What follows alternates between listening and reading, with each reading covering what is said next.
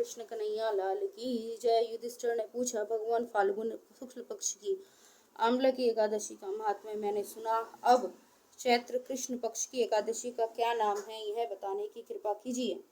भगवान श्री कृष्ण बोले, राजेंद्र सुनो, मैंने इस विषय में एक पापनाशक उपाख्यान सुनाऊंगा, जिसे चक्रवर्ती नरेश मांधाता के पूछने पर महर्षि लोमश ने कहा था।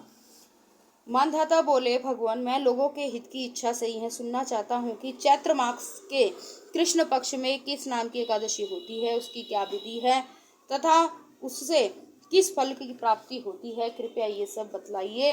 लोमश जी ने कहा, नृपश्रेष्ठ, पूर्व काल की बात है। अप्सराओं से सेवित चैत्र रथ नामक वन में, जहाँ गंधर्वों की कन्या अपने किन्नरों के साथ बाजे बजाती हुई विहार करती हैं, मगुधघोषा नामक अप्सरा मुनिवर मेधावी को मोहित करने के लिए गई। वे महर्षि उसी वन में रहकर ब्रह्मचर्य का पालन करते थे।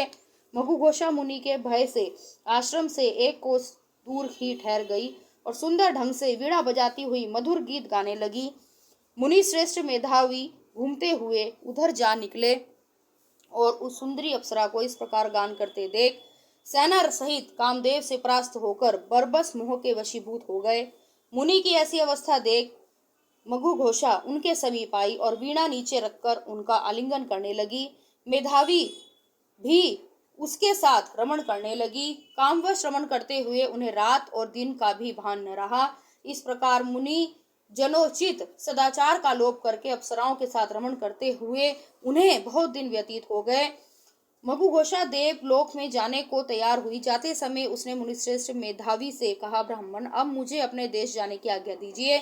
मेधावी बोले, देवी जब तक सवेरे की संध्या न हो जाए तब तक मेरे पास ठहरो। अप्सरा ने कहा, विप्रवर अब तक न जाने कितनी संध्या चली गई, मुझ पर कृपा करके बीते हुए समय का विचार तो कीजिए। लोमश जी कहते हैं, राजन, अप्सरा की बात सुनकर मेधावी के नेत्र आश्चर्य से चकित हो उठे। उस समय उन्होंने बीते हुए समय का हिसाब लगाया तो मालूम हुआ कि उसके साथ रहते 57 वर्ष हो गए।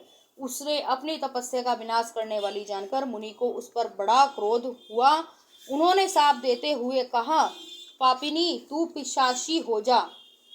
मुनि के श्राप से दग्ध होकर वह विनय से नतमस्तक होकर विप्र बोली, हे विप्रवर मेरे श्राप का उद्धार कीजिए। 7 वाक्य बोलने या 7 पद साथ साथ चलने मात्र से ही सत्पुरुषों के साथ मैत्री हो जाती है। ब्राह्मण मैंने तो आपके साथ अनेक वर्ष व्यतीत किए हैं, अतः स्वामीन मुझ पर कृपा कीजिए। मुनि बोले, भद्रे मेरी बात सुनो, यह श्राप से उद्धार करने वाली है, क्या करूं? तुमने मेरी बहुत बड़ी तपस्या नष्ट कर डाली है। चैत्र कृष्ण पक्ष में जो शुभ एकादशी आती है उसका नाम पाप मोचनी, सब पापों का क्षय करने वाली है। सुंदरी, उसी का व्रत करने पर तुम्हारी पिशाचता दूर होगी। ऐसा कहकर मेधावी अपने पिता मुनिवर च्यवन के आश्रम पर गए। उन्हें आया देख च्यवन ने पूछा, बेटा यह क्या किया? तुमने तो अपने पुण्य का नाश कर डाला। मेधावी बोले, पिताजी मैंने अप्सरा के साथ रमण करने का पातक किया है, कोई ऐसा प्रायश्चित बताइए जिससे पाप का नाश हो जाए। च्यवन ऋषि ने कहा, बेटा चैत्र कृष्ण पक्ष में जो पाप मोचनी एकादशी होती है उसका व्रत करने पर पाप राशि का विनाश हो जाएगा। पिता का कथन सुनकर मेधावी ने उस व्रत का अनुष्ठान किया। इससे उनका पाप नष्ट हो गया और वे पुनः तपस्या से परिपूर्ण हो गए। इसी प्रकार मगुघोषा ने भी इस उत्तम व्रत का पालन किया। पाप मोचनी का व्रत करने के कारण वह पिशाच योनि से मुक्त हुई और दिव्य रूप धारणी श्रेष्ठ अप्सरा होकर स्वर्गलोक में चली गई। राजन, जो श्रेष्ठ मुनि मनुष्य पाप मोचनी एकादशी का व्रत करते हैं उनका सारा पाप नष्ट हो जाता है। इसको पढ़ने और सुनने से शस्त्र गोदान का फल मिलता है। ब्रह्म हत्या, स्वर्ण की चोरी, सुरापान, गुरु पत्नी गमन करने वाले महापात की भी इस व्रत के करने से पाप मुक्त हो जाते हैं। यह व्रत बहुत पुण्यमय है। युधिष्ठिर ने पूछा, वासुदेव आपको नमस्कार है। अब मेरे सामने यह बताइए कि चैत्र शुक्ल पक्ष में किस नाम की एकादशी होती है। कन्हैया लाल की जय। जय श्री राधे श्याम सीताराम।